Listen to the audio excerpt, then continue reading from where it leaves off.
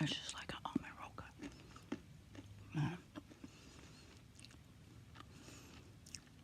I think I'm in the midst of a true crime that you may see someday in true crime storybooks.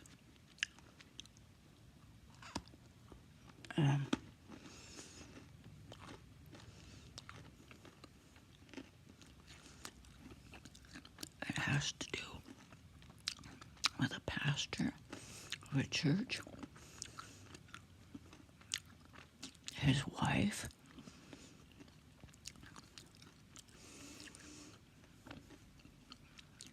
what appeared to be a very close female friend,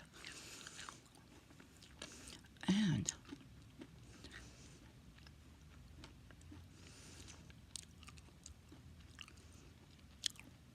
the recent death of his wife 2 days after Valentine's Day.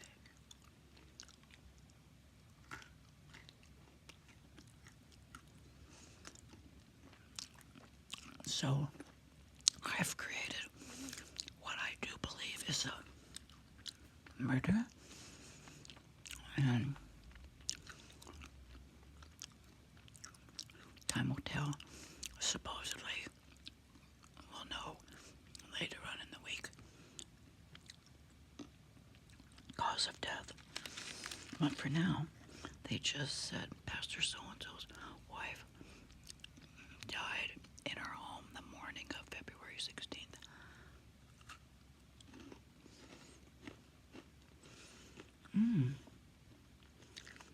This is like a peanut cluster, like a peanut roca. So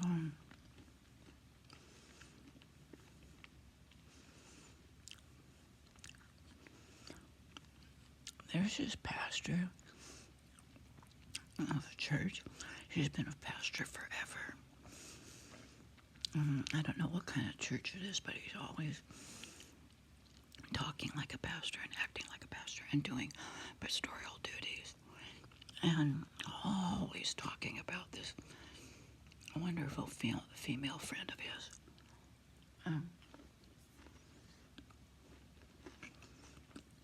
All the things they do. And but on the same hand, always mentioning his lovely wife. And when you're there together, you could tell how much he loved her. So, but I used to tell stories I thought were so unloving towards his wife. And they'd be out supposedly, and he'd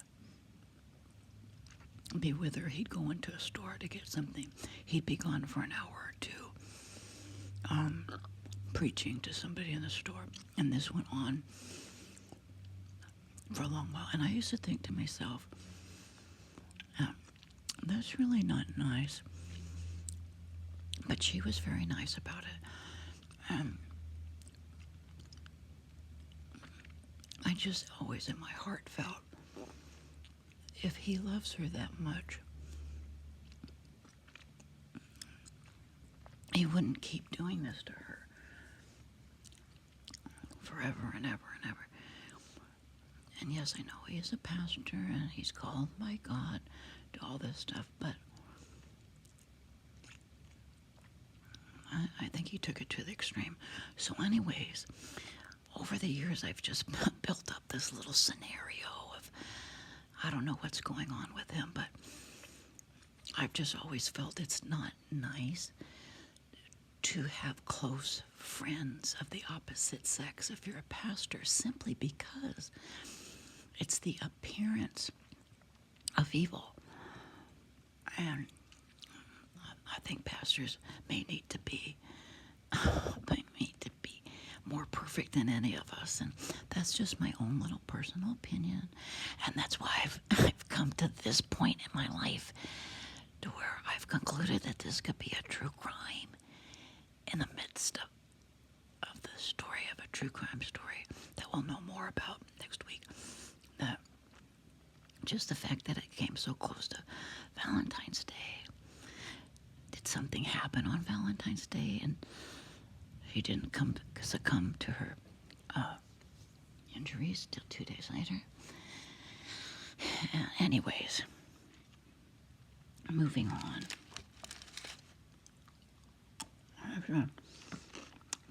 She's candy from my sweetheart.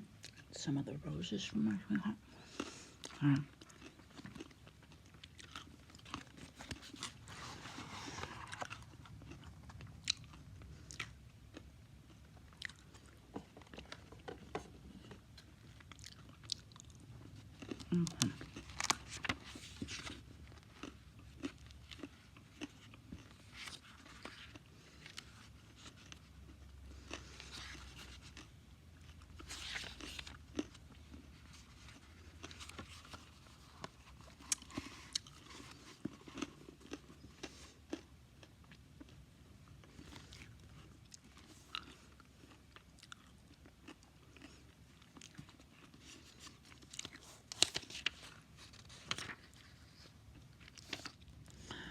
Survivor stories. The attempted womb snatching. In 2005, Kentuckian Sarah Brady thought it was a simple mix-up when she received a call from Sarah Brody about a package she had received that was actually meant for Brady. Brady was 9 months pregnant at the time, and Brody told her that she was too, and assumed their gift registries must have been confused. The item was indeed something on Brady's registry, though there was no information on who had sent it. When Brody called Brady the next day about another package mix-up, they ended up talking for an hour. Brady thought she had made a new friend, but that impression quickly faded when Brady went to pick up the second package. When Brady moved in for a goodbye hug, Brody pulled out a knife and attempted to stab her. A struggle ensued, but Brady managed to hit Brody over the head, stabbed her instead. Brady fled uninjured, and Brody called 911, but she bled to death while waiting for help. When the police arrived, they found that Brody, whose real name was Katie Smith, had removed her maternity underwear. Attached to it was a huge amount of padding made to look like pregnant belly. Police believe she had plotted to steal Brady's baby, sending the package to herself as a ruse. Brady gave birth to a healthy baby girl 6 days after the attack. Oh my goodness.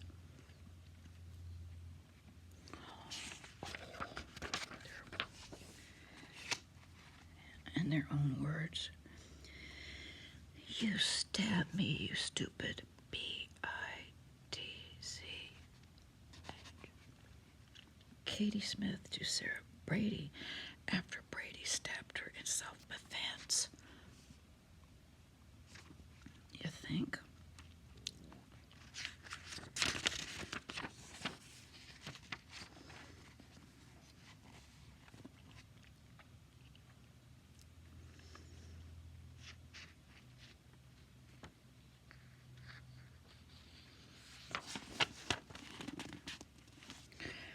Robbery turned ice capade. The icy winter of central Maine is not the ideal backdrop for a bank robbery. On February 12th, 2019, Jason McEnroe learned this the hard way when he tried to make his getaway after robbing more than $10,000 from the Bangor Savings Bank in the small city of Waterville. McEnroe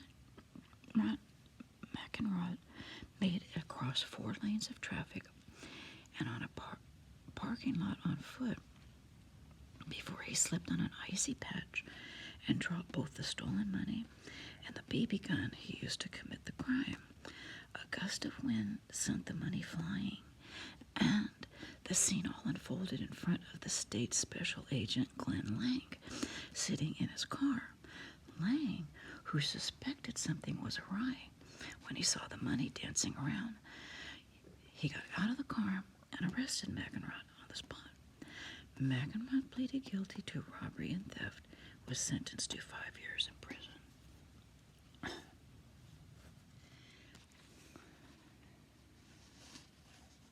The Massey Murder. In 1915, Carrie Davies was an 18-year-old British immigrant working as a domestic servant in Toronto for the prominent Massey family. One February day, her employer, Charles Bird Massey, made an aggressive pass at her. Davies successfully fought him off, but the encounter left its mark, and she was terrified that he would sexually assault her. So, Massey returned to the house the next day. Davies shot him with his very own gun, killing him instantly.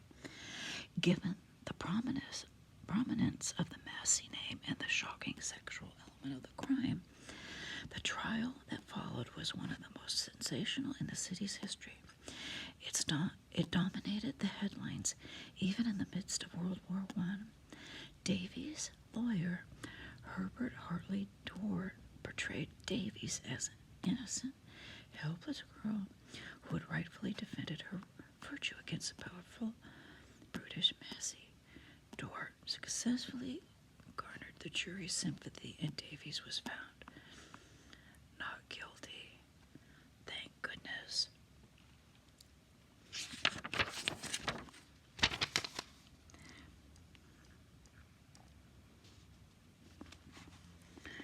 In their own words, if she did not defend herself against this man, she would have been a fallen woman, an outcast, one more sacrifice. Let that sink into your mind. It was not manslaughter. It was brute slaughter. Herbert Hartley Dwart, the attorney, said in his defense of Carrie Davies.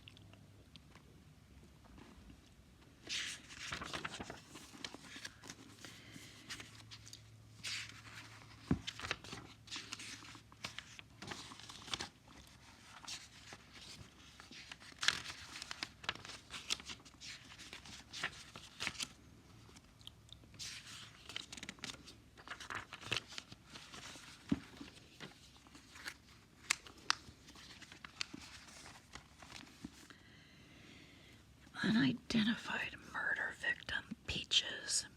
Female, possibly African American, 16 to 30 years old, hair color unknown, clothing red towel and a floral pillowcase. On June 28, 1997, a hiker in Hempstead Lake State Park on Long Island found a dismembered body in a green Rubbermaid container. The woman had died by decapitation, and her body was missing her head, both arms, both legs, below the knee. A tattoo of a peach above her left breast was her most distinguishing characteristic. Hence, she was given the name Peaches. In 2011, more remains identified as belonging to Peaches were found on Long Island, as well as the remains of a child who was proved to be hers through DNA analysis. She is believed to be a possible early victim of the Long Island serial killer.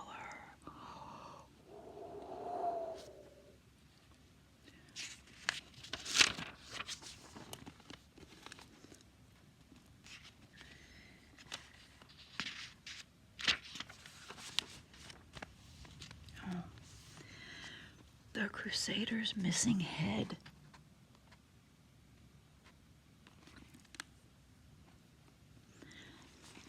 The limestone walls of the crypt at St.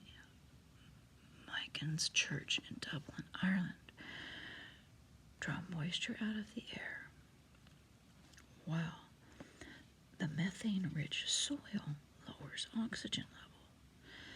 The result is that the resident corpses are remarkably well preserved, including one mummified crusader who was laid to rest at the church some 800 years ago. That is, until February 25th of 2019, when the crusader lost his head, the victim of vandals who ransacked the crypt.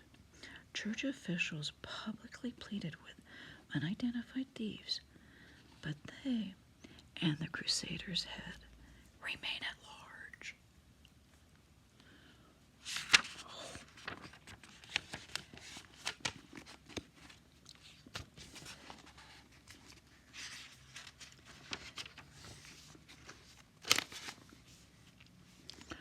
The Great Feather Heist.